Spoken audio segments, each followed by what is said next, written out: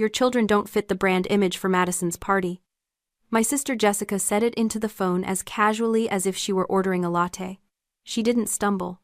She didn't apologize. She just delivered the verdict. "The Azure Cove Yacht Club has a specific aesthetic, Samantha.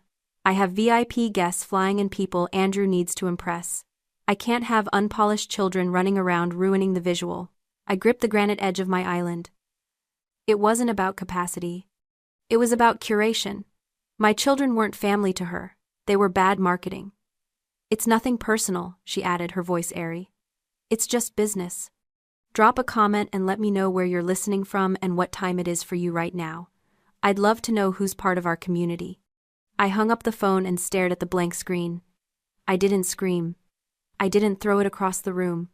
I just felt a cold, heavy stone settle in my stomach. It wasn't the rudeness that paralyzed me. It was the logistics of the heartbreak I now had to deliver.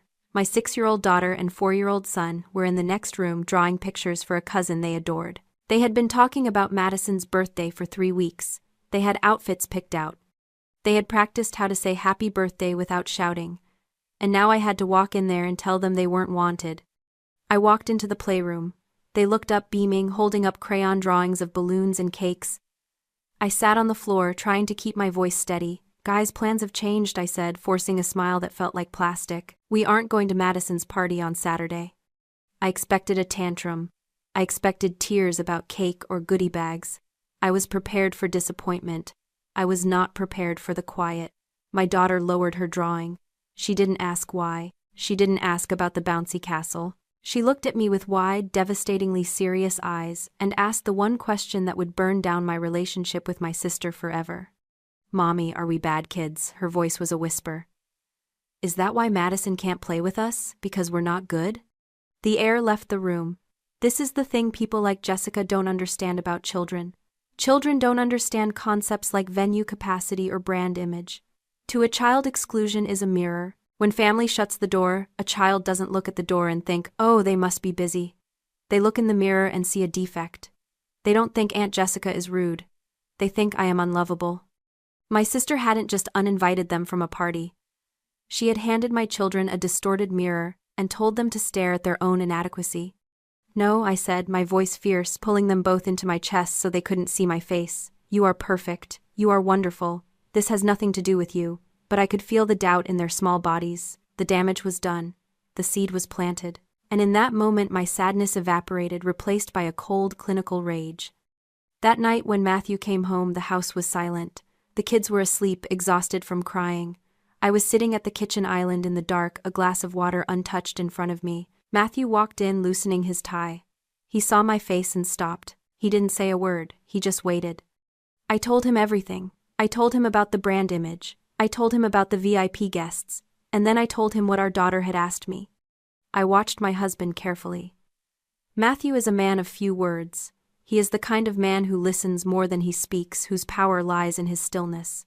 I expected him to be annoyed, maybe even angry, but I didn't get anger. I got something much more terrifying. He went completely still. He unbuttoned his cuffs with precise mechanical movements, his eyes fixed on a point on the wall. The temperature in the room seemed to drop 10 degrees. "She said brand image?" he asked, his voice devoid of any inflection. "Yes." She said unpolished children would ruin the visual for Andrew's investors. Matthew nodded once slowly. He didn't slam his hand on the table. He didn't shout insults at my sister. He just walked over to the fridge, took out a bottle of water, and took a long, slow sip. When he turned back to me, his face was a mask of calm, but his eyes were different. They were cold. They were calculating. "Okay," he said.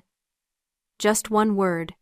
But in that single word I heard the sound of a judge passing a sentence from which there would be no appeal. He wasn't just a husband defending his wife anymore. He was a father who had just decided that someone was going to pay for making his children feel small. And Matthew had the currency to ensure the price was steep. The next morning I drove to my parents' house. I wasn't looking for a fight. I was looking for sanity. Surely my mother, the woman who still kept my kindergarten handprint in a frame, would understand that excluding an 8-year-old's cousins based on brand image was madness. I walked into their kitchen expecting outrage. Instead, I found a united front. My mother Patricia was arranging hydrangeas in a vase while my father James read the paper. They looked up as I entered, their expressions guarded. I didn't waste time. Did you know? I asked. Did you know Jessica uninvited the kids because they aren't polished enough for her yacht party? My mother sighed, the sound of someone forced to deal with a tedious child. Samantha, honey, don't use that word. It is harsh, Mom. It's cruel. She told my daughter she didn't fit the aesthetic. She's under a lot of pressure, my father said, folding his paper. You don't understand the level Andrew is operating at now. This party isn't just a birthday. It's a networking event. He's closing a $45 million development deal for a resort. The investors will be there. I stared at them. So, my children are a liability to a business deal. They're 6 and 4. They're well behaved. Since when does our family prioritize investors over grandchildren? It's not about prioritizing, my mother said, smoothing a petal. It's about the bigger picture. Jessica and Andrew are trying to build a life. They need this to go perfectly. Having unpredictable elements could distract from the atmosphere they need to curate. Unpredictable elements. That's what my children were to them now. Not family. Not flesh and blood. Just chaotic variables in a curated life. You're enabling her, I said, my voice rising. You're telling her it's okay to treat people like props. We're supporting her success, my father countered, his tone hardening. And frankly, Samantha, you're being selfish. You're making this about your feelings instead of celebrating your sister's ambition. Andrew is going places. We should all be helping them get there, not dragging them down with petty grievances. I looked around the kitchen I grew up in. It was the same granite, the same oak cabinets, but the air had changed. It was thinner now, harder to breathe. I realized then that my parents weren't just bystanders, they were gatekeepers. They had bought into Jessica's delusion because they wanted to be adjacent to that success. They wanted to be the parents of the wealthy developer's wife, the grandparents who summered at the resort. If sacrificing my children's feelings was the price of admission to that elite club, they had already paid it. I see, I said quietly. I understand the bigger picture now. I walked out without saying goodbye. They thought I was accepting my place. They thought I was agreeing to stand behind the velvet rope they had erected around their new shiny life. But as I got into my car, I wasn't thinking about acceptance. I was thinking about what Matthew had said the night before. My parents believed that exclusivity was power. They believed that by curating their circle, they were elevating themselves. But they didn't understand the mechanics of true exclusivity. They were about to learn that when you build a wall to keep people out, you also lock yourself in with the consequences. Saturday arrived with a sky so blue it felt like an insult. It was the kind of weather that wedding photographers pray for and event planners charge extra to guarantee. Perfect yachting weather. While my sister was undoubtedly overseeing the placement of linen napkins and instructing servers on the proper angle to pour champagne at the Azure Cove Yacht Club, I was packing juice boxes and granola bars into a backpack. We didn't tell the kids about the party happening across town. We told them we had a surprise adventure. We drove them to the city planetarium. It was a conscious choice. If Jessica wanted to teach them about exclusion and velvet ropes, I wanted to teach them about the universe. I wanted them to see something so vast, so infinite that the petty social hierarchy of a birthday party would seem microscopic by comparison. Inside the domed theater, the lights dimmed and the artificial city skyline faded into a brilliant star-studded black. My children gasped. They reached up as if they could pluck the constellations from the dark. For an hour there were no VIP lists. There were no brand images. There was just wonder. They were small, yes, but they were small in the way we all are against the backdrop of galaxies, not small because an ant decided they weren't important enough to make the cut. But even in the dark, the ghost of the other party haunted me. I checked my watch. 2:00. The guests would be arriving. Andrew would be shaking hands, flashing his veneer smile, scanning the room for the investors who held his future in their portfolios. Jessica would be posing, making sure every angle was flattering, every moment capture-ready. When we emerged from the theater, blinking in the harsh afternoon sunlight, my phone buzzed in my pocket. Then it buzzed again. And again. The family group chat. I didn't want to look. I knew it would hurt. But the compulsion to see the life we were barred from was too strong. Photos were flooding in. Pictures of crystal flutes against the sparkling water.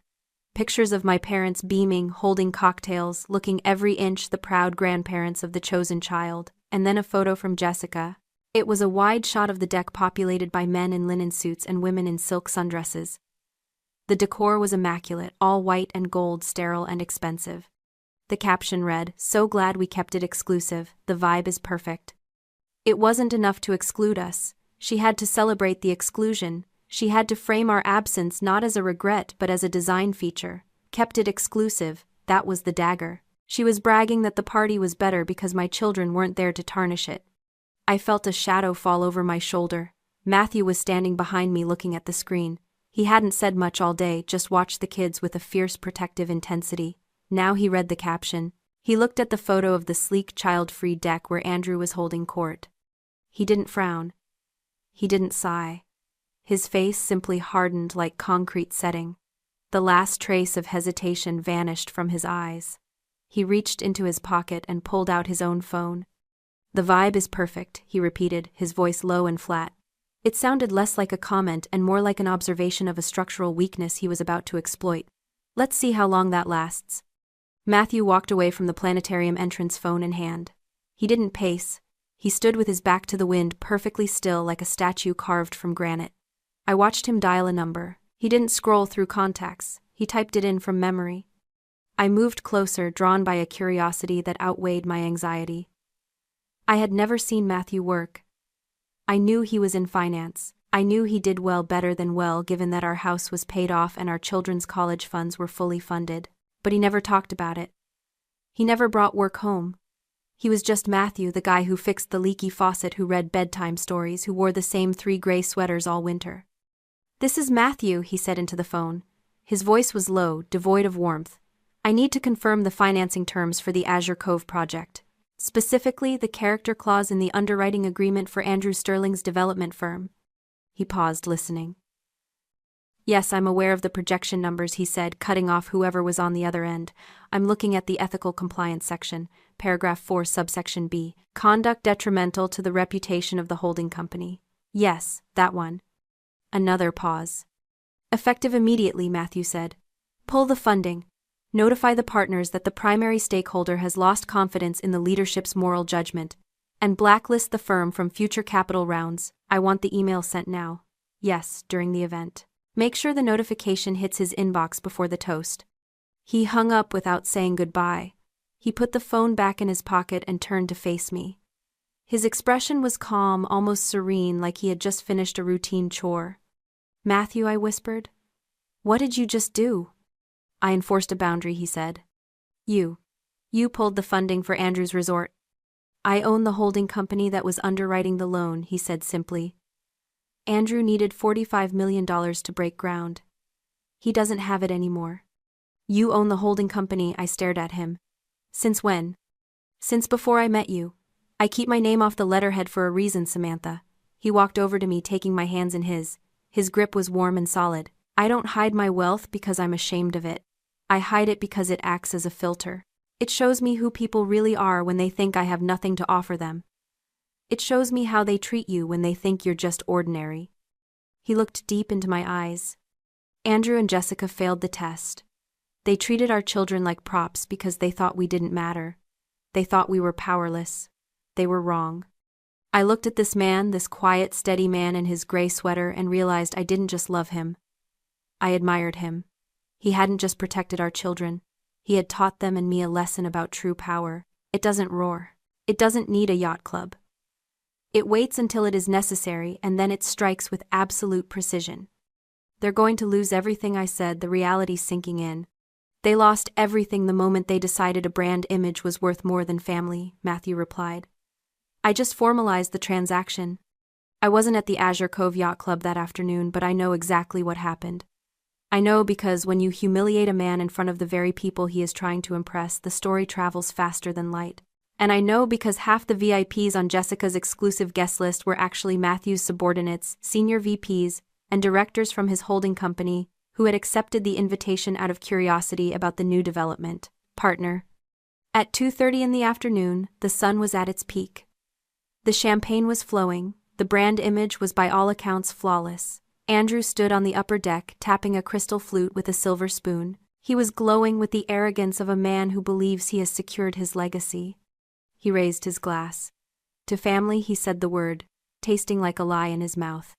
"And to the future," As many of you know, we are on the verge of breaking ground on a $45 million resort project that will redefine luxury on this coast. To the Azure Cove expansion, there was a ripple of polite applause. Jessica stood beside him, beaming, her curated perfection finally achieved. She looked out at the crowd, satisfied that she had successfully filtered out the unpolished elements of her family. Then Andrew's phone buzzed in his jacket pocket. He ignored it. He smiled, about to take a sip of vintage champagne. It buzzed again. Long, urgent. Then to his left, his business partner's phone buzzed. Then a moment later, a wave of vibration moved through the crowd. It wasn't a loud noise. It was the synchronized hum of 50 corporate inboxes receiving a priority one notification simultaneously. Andrew frowned, annoyed by the distraction. He pulled his phone out, likely intending to silence it. He looked at the screen. The smile didn't just fade from his face, it fell off. The email was from the Centennial Group legal department. Subject: I immediate termination of agreement. The body of the email was short, brutal, and visible to everyone who worked for the holding company. It didn't cite market conditions. It didn't cite interest rates. It cited paragraph 4, subsection B, ethical misalignment. It explicitly stated that the financing was withdrawn due to conduct incompatible with the organization's core family values. Andrew froze. He looked up, pale and sweating. He looked at his partner, who was furiously typing on his own device, mouthing the words, "It's gone. It's all gone." But the true humiliation hadn't started yet. That began when the guests, the VIPs Jessica had sacrificed her relationship with me to impress, checked their own phones.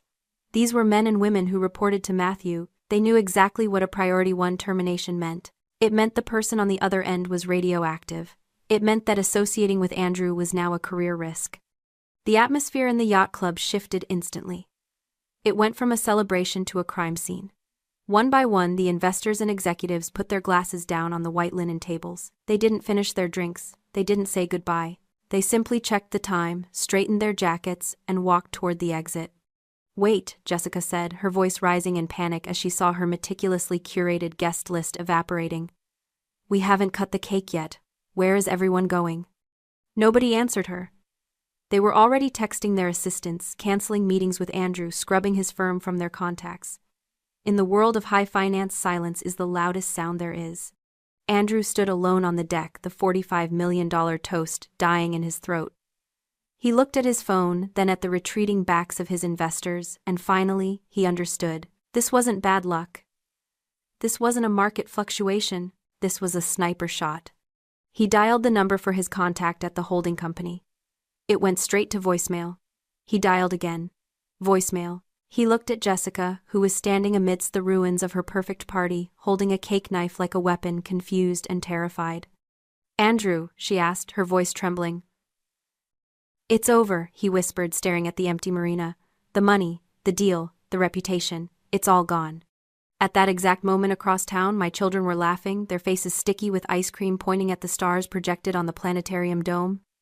They didn't know their aunt's party was imploding. They didn't know their uncle's career was dissolving. They just knew they were with parents who picked them.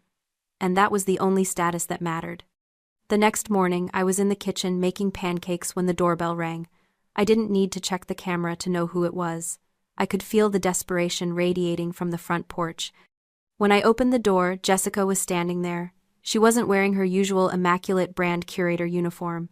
She was wearing yesterday's clothes, her hair pulled back in a messy knot, her eyes red and swollen. She looked small.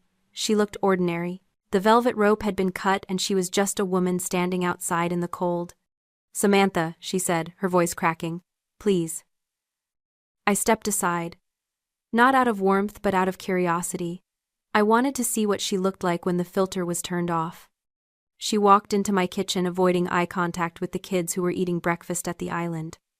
"I need to talk to Matthew," she whispered. "Matthew is at work," I said, "and even if he were here, he wouldn't talk to you." "Please, Sam. You have to help me. Andrew's firm. It's over. The investors pulled out. The partners are voting to remove him. We leveraged the house for this deal. If it falls through, we lose everything. Our home, the cars, everything." "I know," I said. "That's what happens when you bet your entire life on appearances." I didn't know she sobbed. I didn't know Matthew was the one financing it. I thought he just worked in finance. You thought he was nobody, I corrected. You thought he was ordinary, so you treated us like we didn't matter. You curated your guest list to impress people who work for him, Jessica. Do you realize how pathetic that is? You snubbed your own family to impress his employees? I was trying to build something, she cried. I wanted what you have, security, respect. You don't get respect by treating people like props, I said. And you don't get security by building a life on debt and exclusion. Please, she begged, grabbing my hand. Just ask him to reinstate the deal. Andrew learned his lesson. I learned my lesson. Just one call, please, for family. I pulled my hand away. Family, you told my daughter she didn't fit your aesthetic. You made my son cry because he wasn't polished enough for your yacht party. You didn't care about family when you thought you were winning. You only care about family now that you need a bailout. I looked at my children happily eating their pancakes, unbothered by the woman who had tried to make them feel small. They were resilient. They were loved. They didn't need a yacht club to know their worth. No, I said. Samantha? No. Matthew doesn't do business with people who make children cry, and neither do I. Jessica stood there for a long moment, the reality settling in. There would be no rescue. There would be no sequel. The brand was dead. She turned and walked out the door, back to a life that was about to become very, very small. Months later, Andrew's firm declared bankruptcy. They sold the townhouse. They moved into a small apartment on the outskirts of the city. We didn't celebrate their downfall, but we didn't mourn it either. We just went on with our lives. We still go to the planetarium. We still have movie nights in our ordinary living room. And every time I look at my husband, the silent giant who loves us enough to burn down a kingdom for us, I am reminded of the only status that truly matters. We are the VIPs of our own lives. Have you ever dealt with a family member who valued their image over your feelings? How did you handle it? Tell me your story in the comments, and don't forget to like and follow for more stories about real justice.